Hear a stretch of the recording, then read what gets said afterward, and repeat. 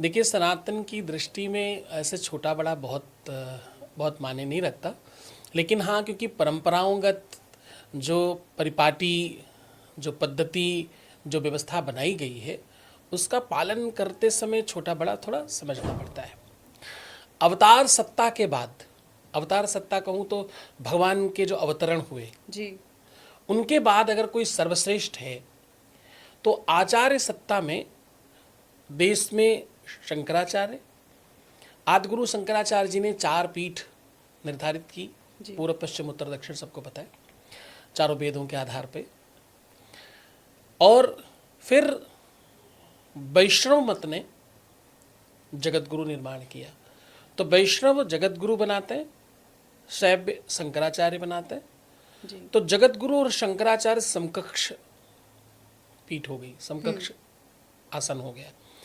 तो अवतार सत्ता के बाद आचार्य सत्ता में सर्वश्रेष्ठ अगर है तो उसे उस पद को जगत गुरु और शंकराचार्य कहते हैं।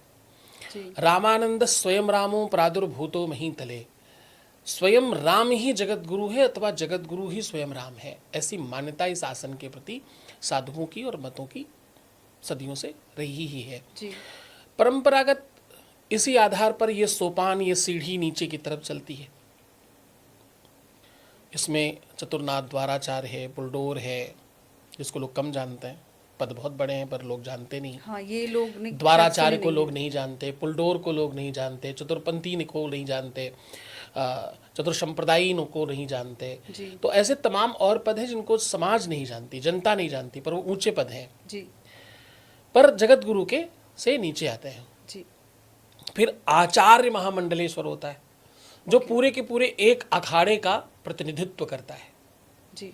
फिर उसके अंदर में तमाम महामंडलेश्वर होते हैं। ओके।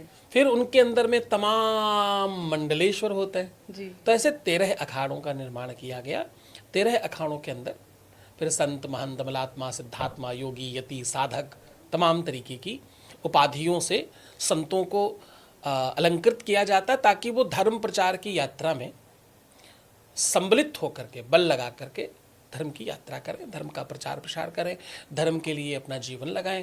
क्योंकि संतों के पास तो क्या काम है, पूरा जीवन धर्म में लगाते हैं, सुबह से शाम तक भगवान का भजन करना और भगवान के नाम पर लोगों को इस तरह हाँकना कि सब भगवान में हो, ईश्वर में हो, सब अपने संस्कारों में रहें, सब अपनी संस्कृति को समझें, सब अपनी शिक्षा को समझें।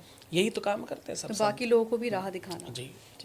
सो एक बात बताइए, जगत गुरु बनने के लिए क्या मर्यादाएं और क्या परंपराएं उनको जो मस्ट हैं, जो फॉलो करनी चाहिए, या ऐसी क्या देखिए, जगत गुरु बनने के लिए कोई आप स्वयं चाह नहीं सकते कि आपको जगत गुरु बनना है। जी। इसकी कोई ऐसी एप्लीकेशन नहीं है, इसका कोई ऐसी रिक्त स्थान नहीं कि आप वहाँ जा कर के आवेदन कर सकते हैं। जी।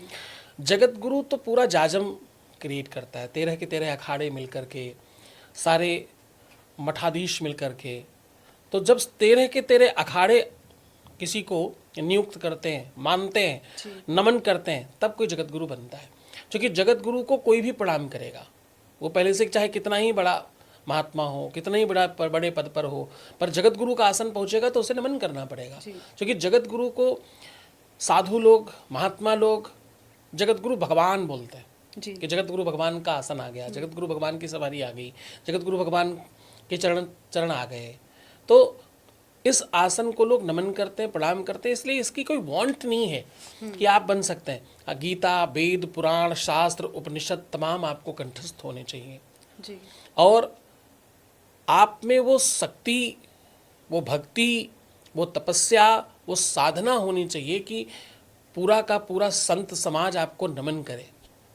क्योंकि संत समाज नमन करता है, जनता तो करती है, जनमानस तो करता ही, भारतवर्ष तो करता ही है, सनातनी तो करते ही हैं, वैष्णव तो करते ही हैं, जो परमात्मा को मानने वाले हिंदू वो सब तो नमन करते ही हैं।